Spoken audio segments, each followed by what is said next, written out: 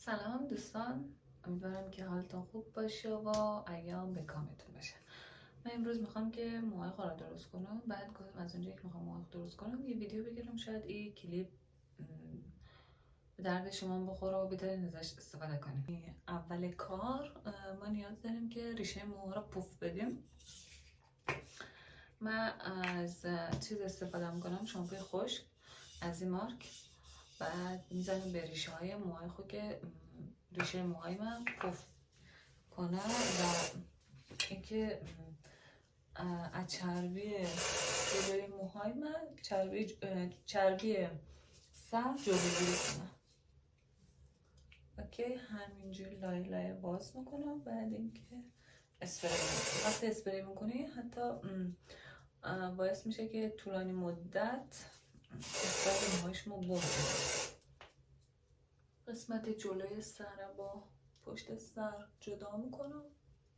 الان این قسمت جلوی مو را که جدا کردم، همچین باگلیسی، همچین سایزی از ریشه میپیچم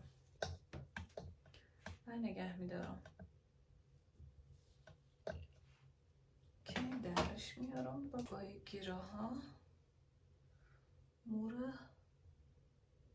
میگیرم، میبندمش، یعنی قسمت جلوی سر.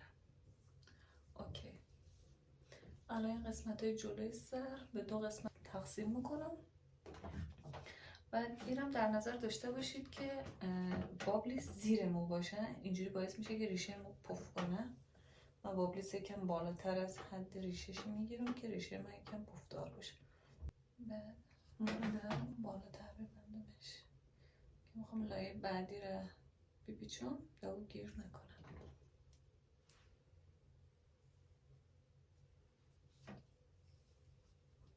همینطوری بعد میام این سمتم هم به هم مدل میپیچم. خب دوتا این بر پیچیدم، دوتا این بر. کل مو رو من بابلیس میکشم.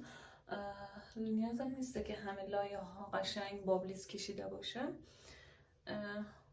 فقط میخوام که یکم از نظر ظاهری از حالت شلختگی در بیاد. خب الان شروع میکنم اینا رو باز کردن.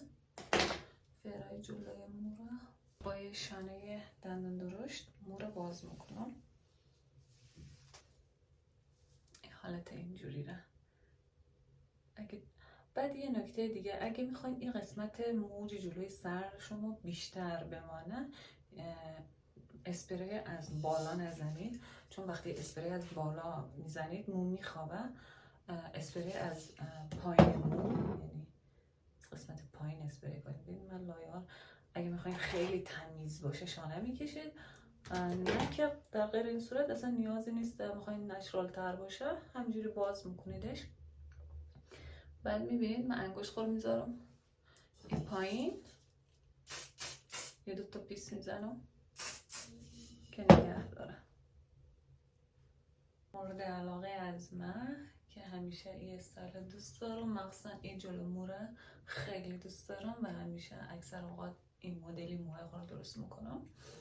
امیدوارم که دوست داشته باشید دوستان و این ویدیو میتونه برایتان مفید باشه.